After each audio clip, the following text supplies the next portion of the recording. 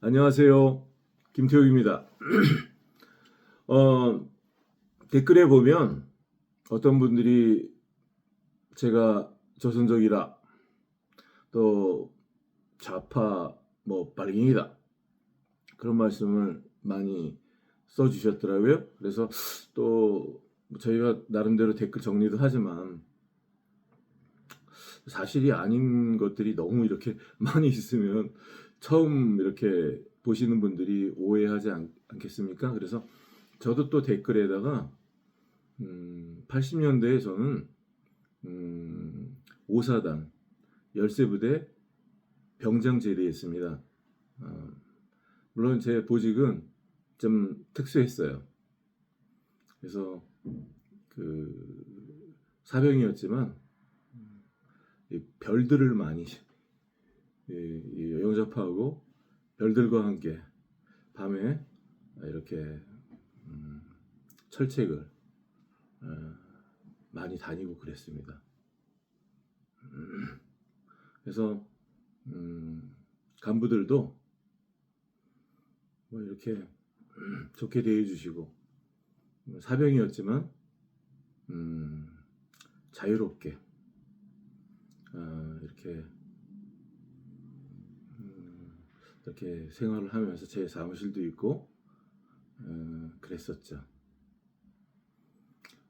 군대 생활이 어쩔 때는 고생스럽기도 했지만 그 당시에는 많이 생각나고 그리울 때가 있습니다. 참 추웠거든요, 거기는. 근데 그 철책을 지키는 그 군인들에게 이렇게 보온병에 커피를 담아서 매일 밤 이렇게 초소를 돌면서 깨우고 또 이렇게 그들과 애안을 나누고 또 이렇게 부대로 복귀하고 그랬던 기억이 있습니다. 오르막 내리막 산길이었기 때문에 그때 상당히 무릎 관절이 상했던 것 같아요. 많이 무릎이 아팠고 그게 이제 나이가 드니까 관절이 아플 때가 좀 있더라고요. 저는 대한민국 사랑합니다. 시민 여러분들께서도 같은 마음이라고 생각합니다. 이 나라는 특수계층의 그런 특권계층의 사람들의 나라만이 아니에요. 국민 90% 이상을 차지하는 평범한 시민들의 나라입니다. 우리 이 사회에 있는 모순과 또 문제들이 있지만 그거 잘 개선해서 좋은 나라를 만들어서 우리 후손들에게 물려줄 수 있으면 좋겠습니다. 댓글에 며칠 전에 제가 제 댓글에 이렇게 나라가 나를 위해서 해준 게 무엇이 있나요? 그러면서 그 댓글을 써주신 선생님 마음을 제가 다는 몰라도 좀 어느 정도 공감합니다. 이렇게 황당무계한 일로 수사기관에 지금 1년 4개월 이상을 이렇게 다니면서요. 저 때로 씁쓸한 마음이 듭니다. 또 오늘 이렇게 댓글을 보니까 이런 댓글이 있어요. 수사경찰이 사건 조작하는 거 일상 다반사입니다. 전 확인의 소를 제기하여 비록 각하되었으나 판결문에 확인의 이익은 있다는 판결문을 받았고 재정신청 기각 판결문과 동일 사건 모순 판단을 이유로 대법원에 6개월 전쯤 특별항고하였습니다. 경찰관이 애국심을 사라지게 만들어 주어 오히려 홀가분합니다. 한국이 망해도 전혀 슬퍼하지 아니할 것 같습니다. 댓글을 보내주신 선생님 감사합니다. 제가 선생님 마음을 다는 몰라도 이해합니다. 화가 나잖아요. 이렇게 말도 안 되는 일로 이렇게 하면 공무원들이, 우리 시민들이 누가 나라에 충성하겠습니까?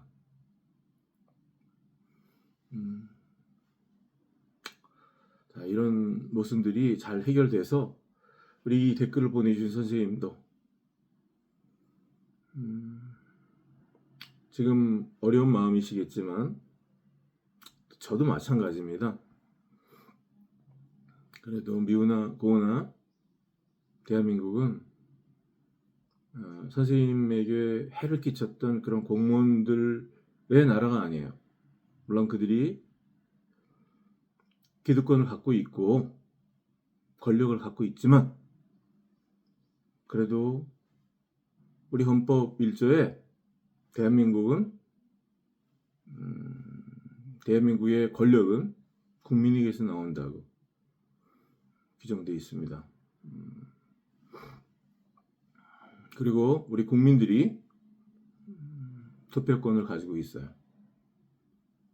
우리들의 요구를 정치권에 압력을 넣어서 반영해야 된다고 생각합니다. 그 민주주의가 이렇게 잘 운영되려면 권력이 분산돼야 됩니다. 그래서 민주주의는 상권 분립을 통해서 민주주의는 이렇게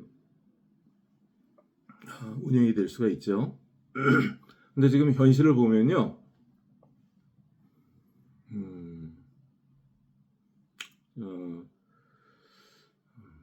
검사 이런 분들이 정계에 많이 진출하고 있어요. 그리고 판사 출신들,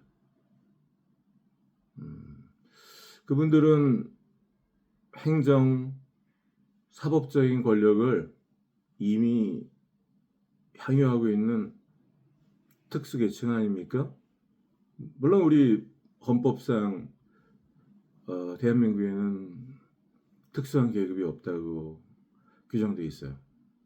하지만 현실의 삶 가운데선 누가 그분들을 고소할 수 있겠어요? 잘못이 있다 하더라도 특수한 또 그런 권력을 향유하고 있고 그런 권력이 있다고 이렇게 보는 것이 상당하다고 생각합니다. 이런 분들이 국회에도 진출하고 있고 또 정치계에 이렇게 많이 진출하고 있죠. 또 국회의원 선거철이 돼서 지금 밖에 나가보면 현수막이 많이 걸려 있어요. 사진이랑. 여기 보면 지역 유지들의 자제분들, 이런 분들이 많이 국회의원 선거에 이렇게 출마하고 있는 모습들을 봅니다. 나라의 대부분의 국민들은 사실 정계에 진출하기가 불가능해요. 그 국회의원 선거에 나갈 때에도 그 몇 천만 원 필요하고 또 그 국회의원 선거를 감당할 만한 그 조직이 필요하고 그 운영비가 필요하고 또 낙선을 해서도 또 뒷감당이 필요하고 그 시간 동안 생업에 종사할 수 없고 불가능합니다. 그 문제는 이렇게 특수한 권력을 향유하고 있는 이런 지역유지들, 사법부의 판사님들, 또 행정의 그런 주요 관료들, 뭐 이런 공무원들, 이런 분들이 정계에 이렇게 많이 진출해서 입법 활동도 하고 정책도 만드는데, 과연 그 정책과 법이 서민을 위한 것이 될 것인가 하는 문제는 우리가 한번 짚어볼 필요가 있습니다.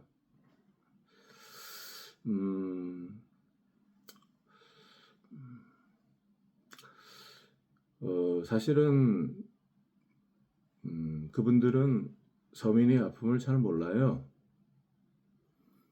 서민의 고뇌를 경험해보지 못했습니다.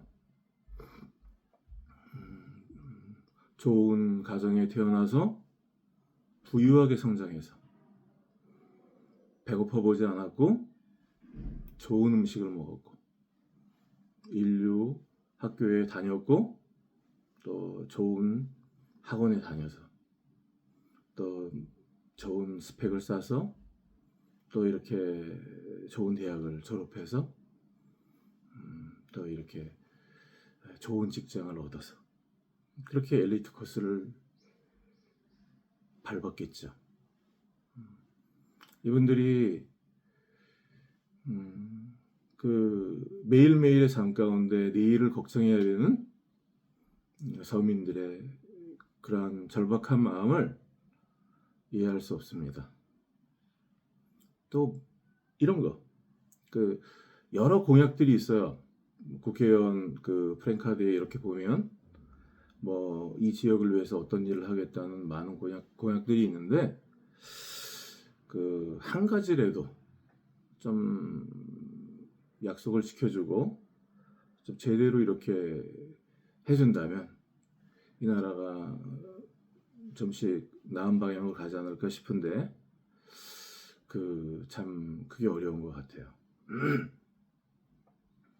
자기 출신과 성장과 또 자신을 그 정계에 진출하게 해줬던 그 기반들, 그분들의 이익을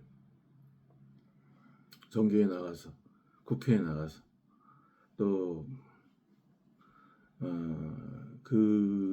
그런 이익들을 챙기지 않겠습니까? 그렇게 입법 활동도 하고 정책도 만들고 그래서 우리가 지금 이런 사회적인 여러 가지 모순 가운데 있는 것이라고 생각합니다. 제가 교통사고 때문에 이런 일들이 있어서 유튜브에 나왔는데요. 요건 이제 경찰서에서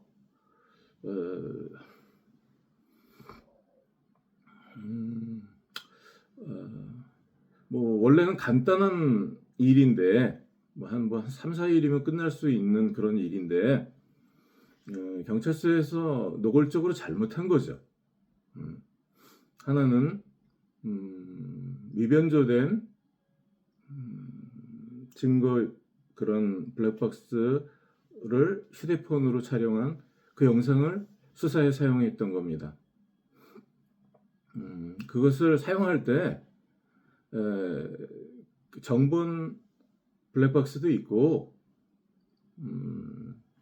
또 디지털 포렌식을 했던 그런 디지털 포렌식 그 영상이 경찰서에 있었어요. 통영경찰서에.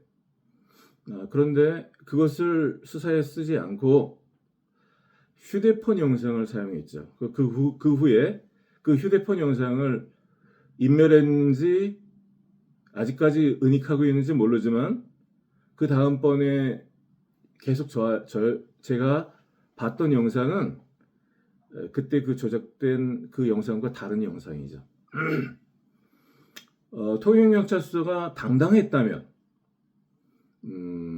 그 정보 블랙박스를 있는 그대로 사용했어야 됩니다. 그거 휴대폰으로 찍어서 5초 영상 뭐 이런 6초 영상 이런 걸 조잡한 영상을 만들어서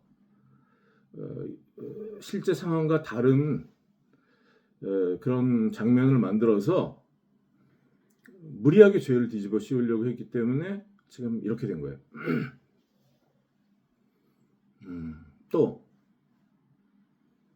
보험 사기를 쳤죠. 사고가 10월 15일 날 있었는데 그 사건이 입건도 되지 않았는데 12월 26일까지 전산이 입건이 되지 않은 것을 확인했습니다.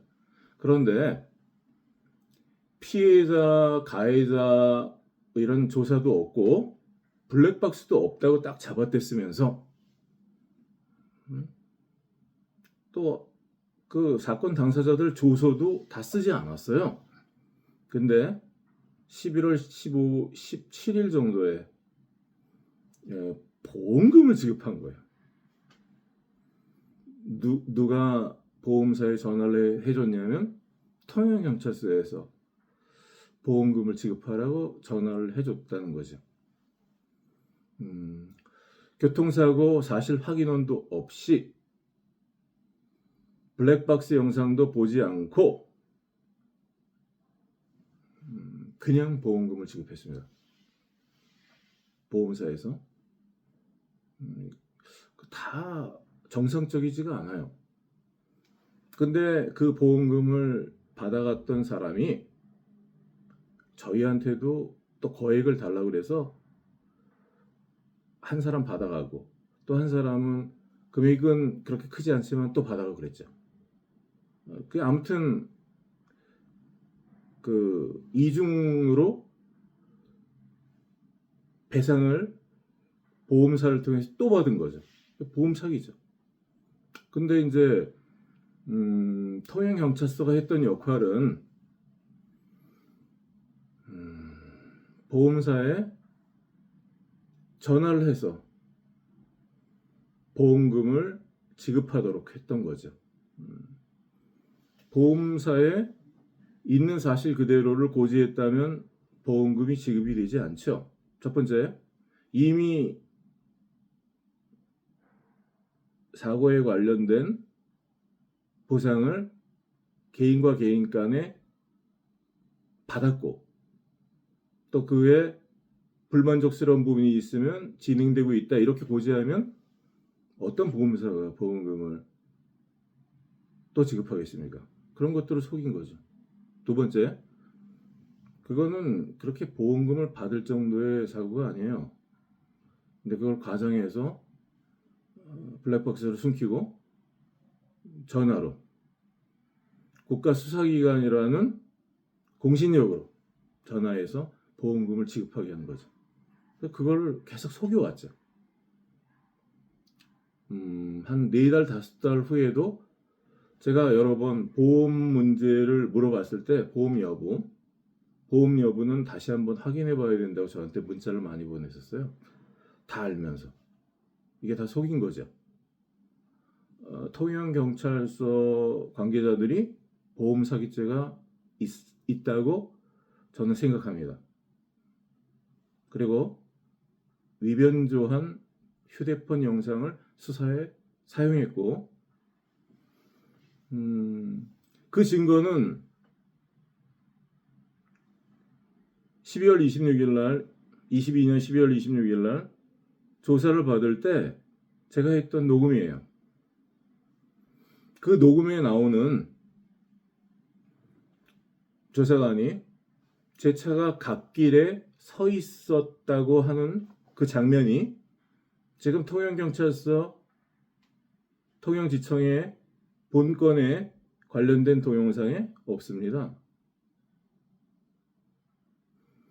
그곳은 폭 4m 정도의 그 차 한 대 정도 빠져나갈 수 있는 그런 길이에요. 그런 도로예요.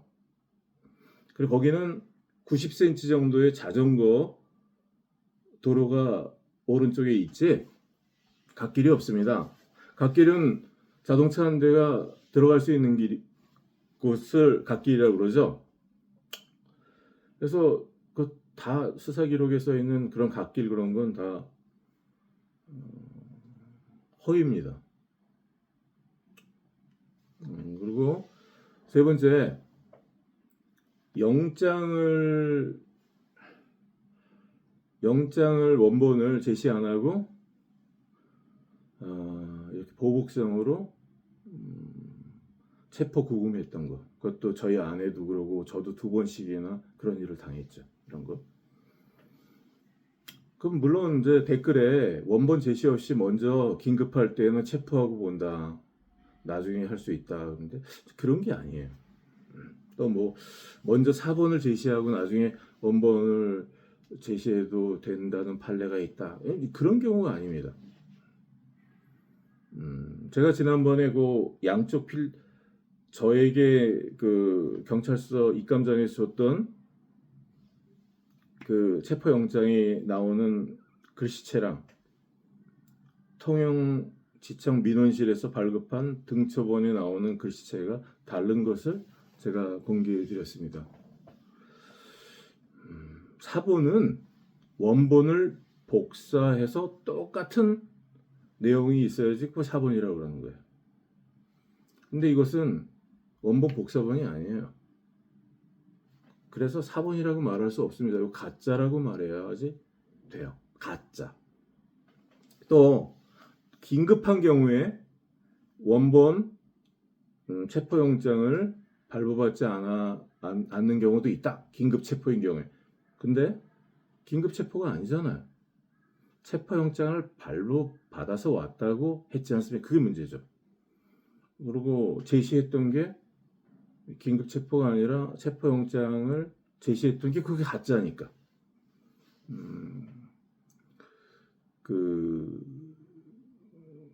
그건 문서죄죠, 그죠? 그리고 헌법을 위반했죠. 형사소송법도 위반하고. 그 사실은 뭘 부끄러워서 할 말이 없어야 되는데 그 계속 댓글을 달면서 좋지 않은 말들을 하고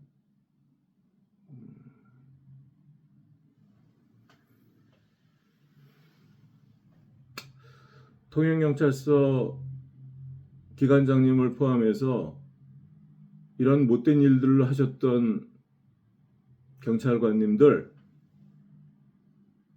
자성하시기 바랍니다. 부끄러움을 하셔야 돼요.